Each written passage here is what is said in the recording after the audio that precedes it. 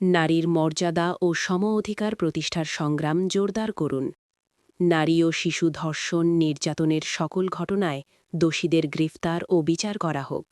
প্রশাসনকে বলতে চাই, আপনারা দ্রুতই বিচার করেন এবং এমন শাস্তি দেন যেন এইগুলো করার ক্ষেত্রে মানুষ দুইবার ভাবে। আর আপনারা যদি এরকম বিচার না করতে পারেন তাহলে নারীদের হাতে তাদেরকে ছেড়ে দেন, দেখেন নারীরা বিচার করতে পারে কিনা। যেহেতু আপনারা কোনো বিচার করতে পারতেছেন না, পারতেছে এই যে প্রশাসন, কেউ পারতেছে না, তাহলে আপনারা এসে যে আমাদের কাছে ছেড়ে দেন, দেখেন আমরা কিরকম বিচার করে দেখাতে পারি কিনা। উদযাপন করার কারণ আছে বা নারী দিবস পালন করার কারণ আছে, কিন্তু আমাদের দেশে যেমন বাংলাদেশে নারী দিবস পালন করার কোনো কারণ আমি দেখছি না।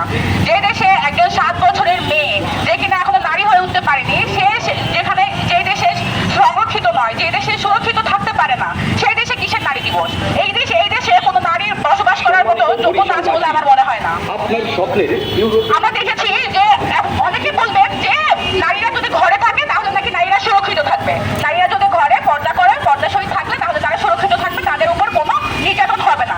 যদি সত্যি তাই হয়ে থাকে তাহলে এই যে চট্টগ্রামের সীতাকুণ্ডে যে 7 বছরের মেয়ে রয়েছে, সেই মেয়েকে বাসা থেকে চকলেটের লোভ দেখিয়ে তাকে নিয়ে যাওয়া হয়েছে একটি পার্কে, এবং সেই পার্কে তাকে ধর্ষণ করে তার শ্বাস নালী কেটে দেওয়া হয়েছে যাতে সে বাঁচতে না পারে। এবং দেখা গেছে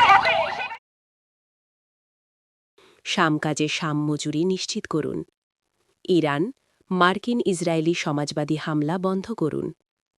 বরিশাল অশ্বিনী কুমার টাউন হলের সামনে বিক্ষোভ ও আলোচনা সমাবেশে করেন সমাজতান্ত্রিক মহিলা ফোরাম বরিশাল। ITV বাংলা।